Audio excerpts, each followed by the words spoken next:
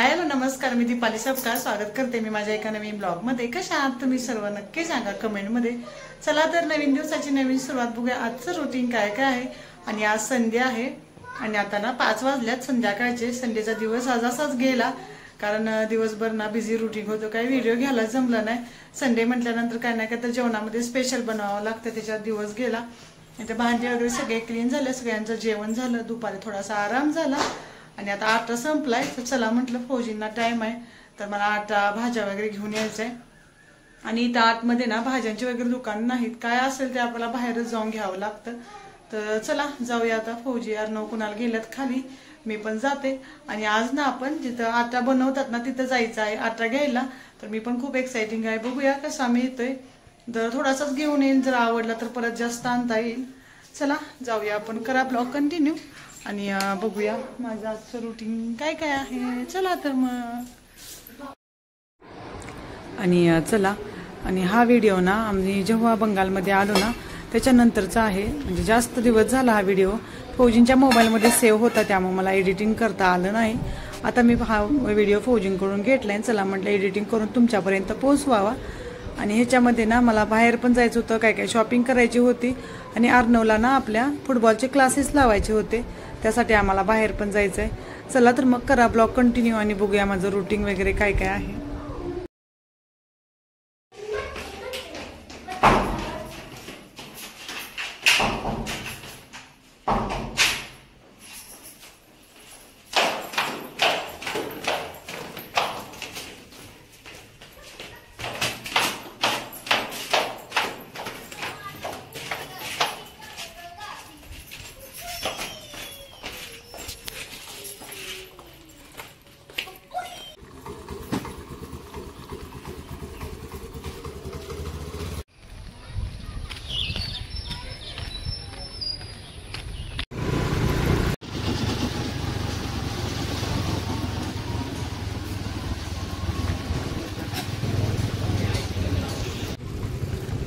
Football में कहाँ है इधर?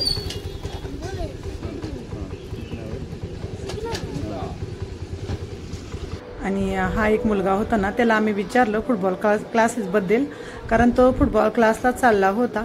तर आपण त्याच लोकेशनला आता चाललो होतो आणि घरातून आपण मोबाईलवरती लोकेशन बघितलं होतं कुठं आहे काय, तिथंच आता आम्ही आलोय त्या गल्लीमध्ये। आणि आता नवीन नवीन आहे सगळं आपल्याला, तर थोडं आम्हाला पण टाइम लागणार, सगळ्या गोष्टी इथं कुठं आहेत काय ते सगळं आपल्याला टाइम तर लागणार आहे। आणि आता तर आम्हाला सगळं माहिती झालं, जेव्हा आम्ही नवीन आलो होतो ना तेव्हा सगळंच नवीन वाटत होतं, काय कुठं जायचं म्हटलं ना खूप अवघड व्हायचं। आणि आता आम्ही अर्णवच्या ना क्लासेसमध्ये जाऊन भेटून वगैरे आलो, पण तो क्लास असा होता की अर्णवचं स्कूल आणि ते क्लास थोडंसं टायमिंगमध्ये म्हणजे प्रॉब्लेम येत होता। तर बघूया आता फौजी काय ठरवत आहेत।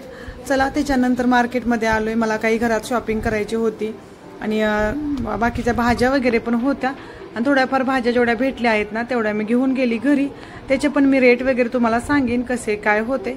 तर बघा इथं मी शेवगे शेंगा घेतल्या आणि शेवगे शेंगा एवढ्या 20 रुपयाच्या होत्या। तर बघा माझा आनंद, कारण खूप स्वस्त मला भाज्या वाटल्या या। चला करा ब्लॉग कंटिन्यू आणि बघूया मी अजून कोणकोणत्या भाज्या घेतल्या काही, आणि घरात गेल्यानंतर मी सगळे तुम्हाला रेट वगैरे सांगेन, कारण मला काही कमेंट आल्या होत्या की तिथं भाज्या कशा आहेत, किती म्हणजे महाग आहेत की स्वस्त आहेत, ह्या सगळ्याबद्दल माहिती तर मी नक्की सांगेन। चला करा ब्लॉग कंटिन्यू। आणि त्याच्यानंतर आम्हाला आटा वगैरे घ्यायचा होता, तर इथं ना चक्कीमध्ये जाऊन आटा वगैरे घेऊ शकतो आपण। तर हे पण छान होतं, एकदम आपल्या समोर ते पिसून देत आहेत ताजा ताजा।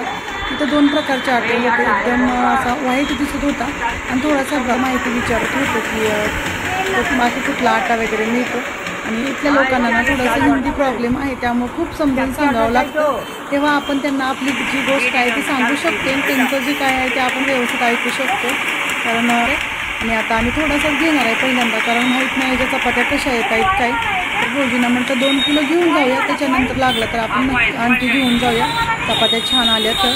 तिथं तांदूळ वगैरे पण विकायला ठेवले होते, पण इथली लोक आहेत ना ते तांदूळ बॉईल करून म्हणजे बॉईल चावल खातात आणि आपण कुकरमध्ये खातो। तर हे बॉईल चावल वेगळे होते, कुकरमधलं तांदूळ वेगळे असतात। तर बघूया फौजींना म्हटलं नाहीतर आपण कॅन्टीनमध्ये पण आपल्या मिळतात चावल वगैरे, तिथून घेऊया किंवा डीमार्ट वगैरे आहे इथं, तिथं जाऊन घेऊन येऊया। बघूया आता कसं काय। इथं डीमार्ट नाही स्मार्ट बाजार आहे, आपला डीमार्ट म्हणतात आणि इथं स्मार्ट बाजार वगैरे आहे। चला आता मी आटा कोणता घेतलाय ते बघूया आणि घरी गेल्यानंतर मी सांगतो तुम्हाला आटा कसा किलो आणला काय त्या सगळ्या गोष्टी आणि ज्या काही भाज्या घेतल्या आहेत ना त्याचे सगळ्याचे रेट वगैरे सांगेनच मी इथं कशा मिळत आहेत भाज्या. चला करा ब्लॉग कंटिन्यू. त्याच्यानंतर आम्ही आता घरी आलो, थोडा वेळ आराम केला 5-10 मिनिटं आणि चहा करत आहे कारण खूप कंटाळा आला. थोडा चहा वगैरे घेतल्यानंतर थोडं छान वाटतंय. कुणाला पण दूध द्यायचं आहे मला. चला बघूया आता. मम्मी खरं हॉस्टेल आहे काय?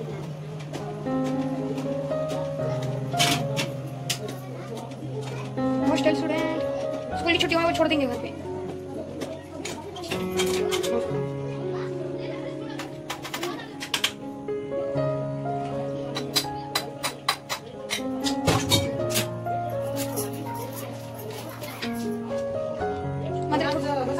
हाँ थोडं जागा आहे. बघ हॉल किती छोटा आहे आणि बघ हॉल पण आहे किती पण मोठा असतो त्यांचा. बघ बेडरूम पण पतला आहे पण मोठा आहे.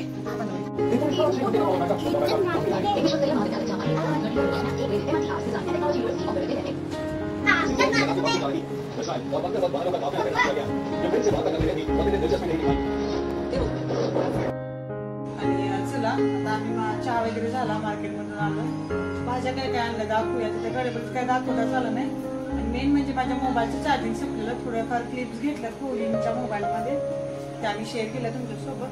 तर इथं ना केळी आणली आहे आणि केळी खूप छान प्रकारे मिळाली आम्हाला. बघा मस्त अशी केळी आहेत आणि 50 रुपये डझन आहे तिथे केळी. जम्मूपेक्षा तर ठीक आहे सगळं. त्याच्यानंतर ना शेवग्याच्या शेंगा आणल्या आणि शेवग्याच्या शेंगा तर ह्या 20 रुपयाच्या आहेत. बघा किती शेवग्याच्या शेंगा, अर्धा किलो 20 रुपयाच्या. त्याच्यानंतर आणि चला काही कमेंट आल्या होत्या तुम्ही ना आम्हाला तिथं भाज्यांचे रेट वगैरे कसे आहेत ते पण सांगा. थोडंसं मला कृणालनं बोलवलं त्यामुळे मी मध्येच व्हिडिओ कट केला. आणि हे कांदे आहेत ना ते इथं 20 या 25 रुपये किलो होते. बटाटे 20 रुपये किलो होते. आणि आता हा व्हिडिओ खूप दिवसाचा आहे ना त्यामुळे थोडंफार रेट मला माहिती नाही. एक दिवस मी मार्केटमध्ये जाऊन ना कोणत्या भाजीचा किती रेट आहे, कोणती भाजीला काय म्हणतात हे सगळं छान असा व्हिडिओ बनवणार आहे. बघूया आता कधी जाईल तेव्हा नक्की बनवीन. आणि हे कलिंगड होतं. कलिंगड पण इथं ना किलोवरती मिळतं. आपल्या इकडे कसं साईज वरती असतं पण इथं किलोवरती कलिंगड 20 रुपये किलो होतं. मला वाटतं हे 1-2 किलो असेल. आणि गव्हाचं पीठ पण आणलं होतं 2 किलो. गव्हाचं पीठ आपल्याला 40 रुपये किलोनं मिळालं होतं. आणि गव्हाचं पीठ ना छान आहे. मी चपात्या वगैरे बनवून बघितल्या. चपात्या पण खूप छान येत आहेत. म्हणजे आपला जो पॅकेटचा आटा आहे ना त्यापेक्षा तर हे म्हणजे गव्हाचं पीठ मला छान वाटलं. आणि फ्रेश पण आहे. आपल्यासमोर ते दळून देत आहेत. तर चला करा ब्लॉग कंटिन्यू आणि बघूया पण त्यात काय. तर चला आता हे सगळं मला लावायचं आहे. आणखी बाकीचं काय आणलं होतं का आपण? बाकी काय आणलेलं? आईस्क्रीम. आईस्क्रीम तर आईस्क्रीम वगैरे खाऊन आलो. ते काही घरी नाही आणलं. आणि भाज्या मला आणखी घ्यायच्या होत्या पण आम्ही भरपूर भाज्यांचं शोधलं पण नाही मिळाले. एवढ्याच होत्या भाज्या.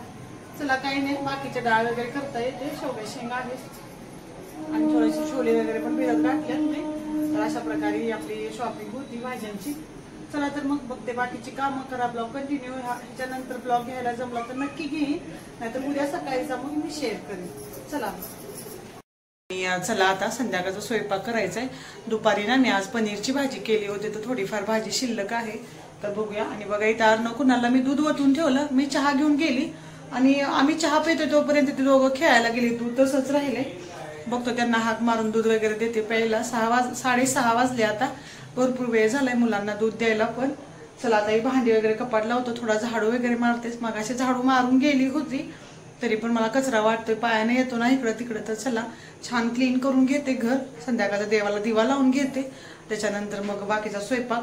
तर हा व्हिडिओ मी इथं संपवतो. माहित नाही हा व्हिडिओ किती झालाय. छोटा असेल तर मी छोटाच अपलोड करीन कारण ह्याच्यानंतर व्हिडिओ कंटिन्यू करताच येणार नाही मला.